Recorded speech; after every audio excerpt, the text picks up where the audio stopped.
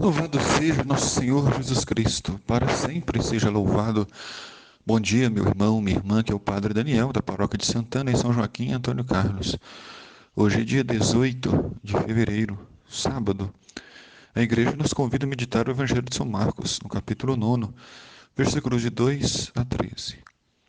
Naquele tempo, Jesus tomou consigo Pedro, Tiago e João, e os levou sozinho a um lugar à parte, sobre uma alta montanha.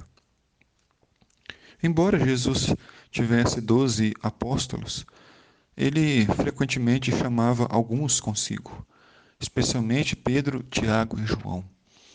Não é que Jesus estava excluindo os outros, não é que Jesus estava dando preferência aos outros, mas é porque o Mestre Jesus queria que alguns fossem testemunhas para os outros.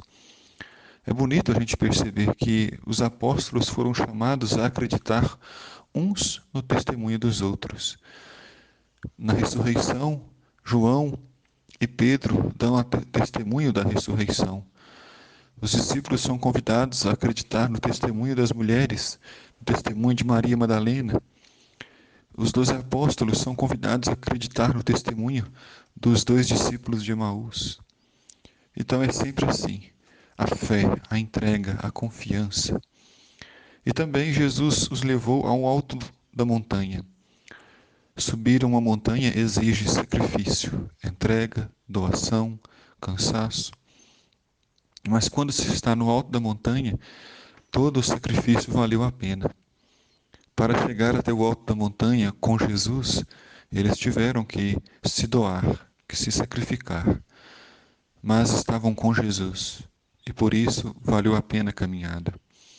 Hoje Jesus caminha conosco, e Ele quer nos levar até o alto da montanha da verdade, o alto da montanha da verdade, da liberdade, da caridade e do amor. E lá no alto da montanha, Jesus transfigurou-se diante deles. Transfigurar significa revelar todo o seu poder, toda a sua glória, toda a sua majestade. Porque, sendo Deus, Jesus se fez homem, se fez menino, se fez pobre. E Jesus, visivelmente, era igual aos outros. Mas aquilo que era invisível, sua divindade, foi revelada na transfiguração da montanha. Suas roupas ficaram brilhantes, e tão brancas como nenhuma lavadeira sobre a terra poderia alvejar. A cor branca representa a paz, representa a esperança, representa a pureza dos corações. E apareceram-lhes Elias e Moisés, e estavam conversando com Jesus.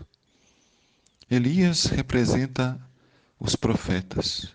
Foi um dos maiores dos profetas, aquele que venceu até mesmo a morte, pois após sua vida neste mundo foi levado em carruagem de fogo para o céu, como está escrito no livro do profeta, no livro dos reis. E Moisés é aquele que teve a missão de libertar o povo de Israel da escravidão. E por isso, então, ele recebeu as tábuas da lei, recebeu de Deus muitas bênçãos. E eles conversavam com Jesus. A lei e os profetas, Moisés e Elias, o Antigo Testamento dialoga com Jesus. O diálogo é sinal da comunhão, diálogo é sinal do amor. Então Pedro tomou Jesus à parte e disse: Mestre, é bom ficarmos aqui. Vamos fazer 3 tendas, uma para ti, outra para Moisés e outra para Elias. Pedro estava confortável naquela situação. Queria permanecer por ali, na paz, na tranquilidade, sem problemas e dificuldades. Mas Pedro não sabia o que dizer, pois estavam todos com muito medo. Então desceu uma nuvem e os encobriu com sua sombra, e da nuvem saiu uma voz: Este é meu filho amado, escutai o que ele diz. E de repente, olhando em volta, não viram mais ninguém, a não ser somente Jesus. Ao descerem da montanha, Jesus ordenou que não contassem a ninguém o que tinham visto, até que o Filho do Homem tivesse ressuscitado dos mortos. Vejam só, Jesus convida os apóstolos a testemunhar aquele momento após a ressurreição. Jesus convida os discípulos a serem testemunhas do seu amor, de tudo que fez, realizou e ensinou. A nós que hoje estamos vivendo neste século, somos chamados a ser testemunhas de tudo que Jesus fez por nós, na nossa história, na nossa comunidade, na nossa igreja. E os discípulos observaram essa ordem, mas comentavam entre si o que queria dizer ressuscitar dos mortos. Ninguém nunca havia ressuscitado dos mortos. E os discípulos não compreendiam o que isso significava. Procuravam entender.